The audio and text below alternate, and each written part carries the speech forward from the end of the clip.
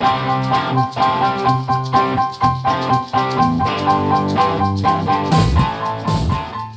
everybody, this is Ethan with Senseless Gaming today, and I'm bringing you a review of Sims 4. I know that the next video I said was going to be a Far Cry 4, but performance is just not that great on that game, and I'm afraid while recording, even though I'm using the in-game AMD recording system, I'm assuming there will be some performance drops, so I might give it a try with the newest patch and give you guys my thoughts on that game. But first I want to do Sims 4 because at first I just didn't like this game, and I was going to do the EA's money back guarantee return on it, but I missed the mark on there, so I went ahead and kept it, waited a little longer, and I saw that they added the pools, so I went ahead and got back into it. And I did enjoy the Sims 3, which I still think is better than this, but however this is still a very polished game. So we'll start off here. We'll go ahead and create a new sim. I won't save this because I already have a household built up, so you can see that the create a sim is very loud because they have very loud voices.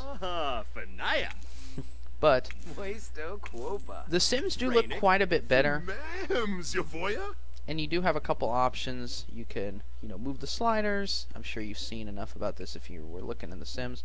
Shoulders, head, and then you can even go down to the more minute details. You kind of mess with the noses, and eyes. I mean, you can even just click on the eyes, and I believe there's a way to change their actual pupil size.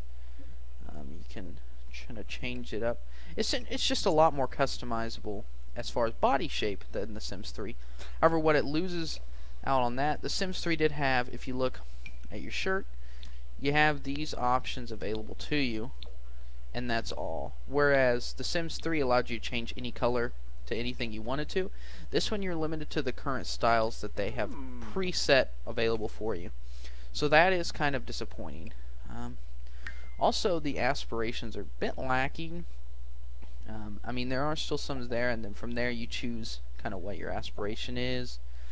And then you only have 3 traits available. Now, some of them are a bit more specific. I mean, geek, because they added more of the computers and gaming aspect to it. So if you add that, it'll give you a nice little, such as the Sims 3 did when you added it. You can add insane, materialistic, any number of traits, and then name your sim.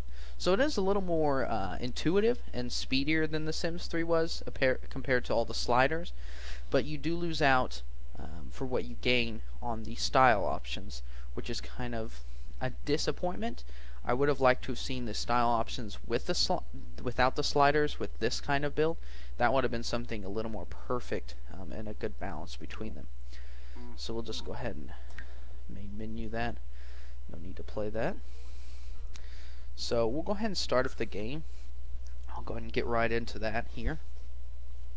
So first thing you'll notice is rather than a nice 3D map which shows the entirety of the town, when you first start Sims 4 you're going to get this, which is kind of another big disappointment, another thing that threw me off from the game from the start as soon as I pressed play. If you look, you can load these pre-selected areas, and that's all. You can't just walk to the, if you live here, say, you can't just walk over to your neighbors here. You have to load in that area. I guess they're more detailed, but I still think that they could have done more, or at least added an option for people with more powerful hardware.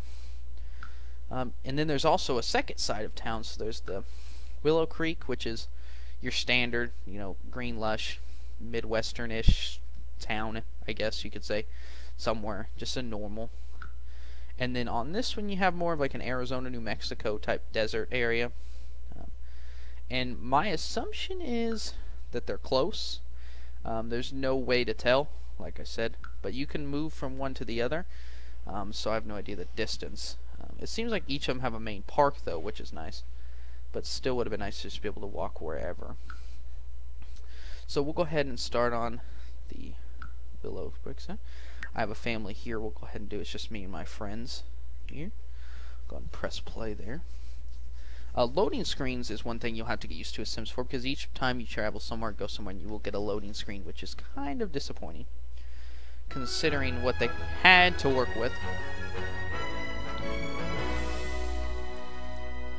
So now that that's loaded in, we'll go ahead and go over a couple key features while we're paused, and we'll go ahead and do the buy mode here. So if you go into build and buy mode, which they're the same thing, first off we'll do a little bit of the build mode. If you select a room, one thing I do like about this is you can kind of select an arrow, move it out, and you get a little extra room, and you can move it back, you go back to normal. So when you're playing an expansion, instead of having to take down the wall or do whatever you need to, you can just kind of pull it out and it just kind of works. You might want to make it symmetrical, say 2 spaces out, 2 spaces out. Give yourself a little more room. I'd move this out, but oh, it actually will. It'll just move that and get rid of punching bag, and then 2 out there. So you made the house a bit bigger and given yourself a little more room there, and he just got kicked off the computer there. So that is one thing that I like about the mode there. They also allow you to just add sort of pre-built rooms.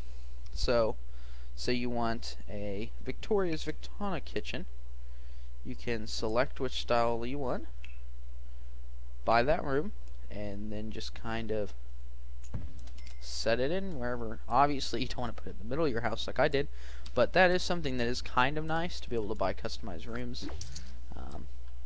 But at this point I kind of like customizing my own, but if you're in a hurry and you just want to set something up, this could be an option for you.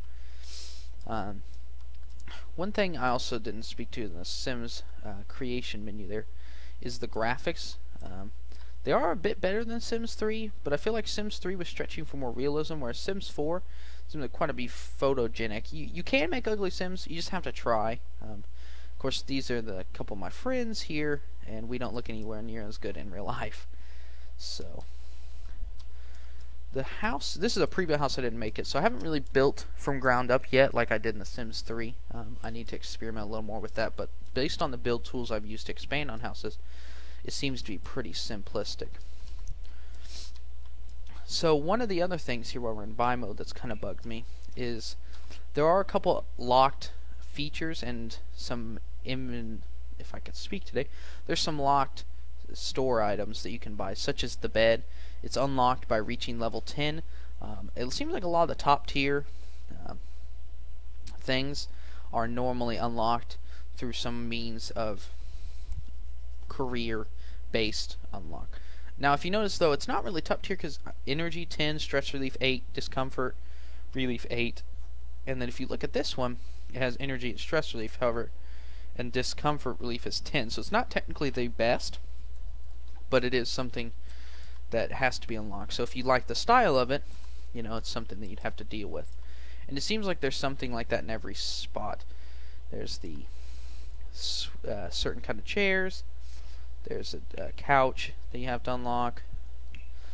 There's no love seat, good, but a lot of chairs and things that you have to unlock. So it's quite a bit disheartening when you get into a game and say you wanted to cheat and get $1 million, become a millionaire, just kind of role play that way, which some people do enjoy. It's kind of, if you like the style of that, I'm sure there is a cheat to unlock it, but it would be nice just to have those things right off the bat. So second off here, we'll go ahead and go into some gameplay before this video gets way too long, but go ahead and play here, and let's choose Clayton while he's up. So one thing I like to notice is you can sit here, watch this channel, comedy, and we'll go ahead and grab something to eat too, and he should go ahead and get up, yes. And then we'll get here, Jesse's in here, he'll go ahead and sit down here and watch the current channel. Now when he gets over here, he will be able to begin a conversation with the other Sims. So as you can see, there's a lot of multitasking available here, so he's gonna have a deep conversation with him. So as you can see, Clayton here is the name of the Sim, is eating his cereal, talking to another Sim, and also watching TV. So if you look at him here, slowly but surely, his fun, which is already full, but social and his hunger will all go up at the same time, so it makes it a lot easier to get things done in a tighter span. So if you have a Sim that has a busy job, doing a lot of things, this is kind of a nice addition to get everything done at once. And in turn, it's the same with almost anything. While you're on the computer, you can talk. I don't think you can eat yet, but it's kind of hard to do computer eat at the same time. But most of all is the group conversation. So a lot of times when you had Sims 3 and you start off with your friends, say like this, you all start out as acquaintances when in real life you want to be friends. So you have to go to each one and talk one at a time. Whereas on here you can have a group conversation with all 4 people and end it getting their friendship up a lot faster through group conversation. So that is quite nice. So here real quick, let's see who's the most happiest not doing anything. He is fine right now. He could use something to eat. But we'll go ahead and zoom out like normal Sims 3. Now here when you do this, it would normally zoom out and show you the map. But on Sims 4, yet another loading screen. So we'll look here. Say we want to go to the nightclub. So we'll just visit with just him. So yet another loading screen. Again, I do have a pretty fast hard drive, so it's not a huge long loading screen. So still quite long, but those with like a laptop hard drive or something like that might have trouble. People with an SSD, I'm not sure because I don't have one just yet, but that could be quite faster. Granted, this is a nightclub. It is 4 a.m. in the morning, but I just want to show here, and even just to visit this, right next door, you want to go to the gym. So if you go right here, visit the gym, that is yet another loading screen. Just to go to the next gym, the next door over. That is quite annoying, and if you time this, that was about, I want to say roughly 15 to 20 seconds. Not a terrible long wait, but considering we just came from here, and I'm pretty sure if you look in this window, you can see almost all of it. So I'm wondering here, let's try to go back. Visit the nightclub. Okay. Well, I'll stop this video of infinite loading screens. But just to give you a feel what Sims 4 feels like, it feels much more of a closed-in space. Whereas Sims 3, you had access to the entirety of the map, and it was a much more cohesive experience. So that is kind of disappointing. And then again, there's where it ends, and this is all for just show, and as well as here. And it seems like you can walk here, but to visit a new area, it seems like it needs to load it in. I don't know if that's to keep frame rate down, or if they just don't have some sort of option for people with more powerful hardware, which is something I would like to have seen. So all in all, this Sims game isn't completely terrible.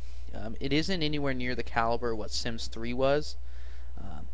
And with the exclusion of pools and toddlers right off the bat, it did make some Sims fans quite angry. They did add pools, toddlers not just yet. And I noticed when you do have a baby, you just choose when to age it up, which makes no sense to me. But at least there are some efforts to try. So all in all, at the end of the day, Sims 4 tried to be a more intuitive and overall better experience for the Sims user, but it ended up just falling short and leaving out some key features that really needed to be there in the end. So if you are a hardcore Sims fan, I think you'll find a lot of enjoyment in Sims 4.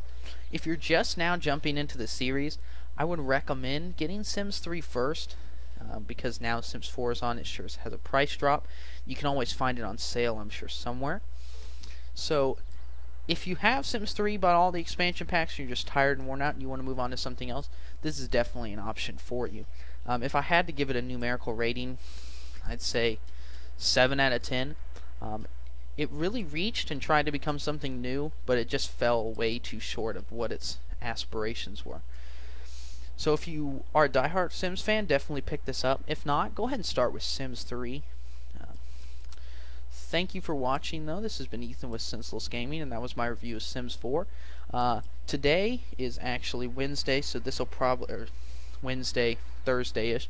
So I'll probably start uploading my content weekly now on Thursdays. If not, I'll try to hit it up on Fridays, which is another nice day to have it up. So that is what's going on. I also tried out a new intro, so if you guys like that in the comments, let me know, because that was something new I was trying. Thanks for watching. Feel free to like if you liked it, dislike if you didn't, and feel free to subscribe. I'm going to have a lot more videos. I know my first video was a bit dull. I was just kind of dipping my toe into that YouTube, and my intro was quite a bit terrible. Hopefully you like the new one, and hopefully with the weekly content, you guys will definitely have something to watch, and I can get a few more views on there. But thanks for watching. This has been Ethan with Senseless Gaming, and have a nice rest of your day.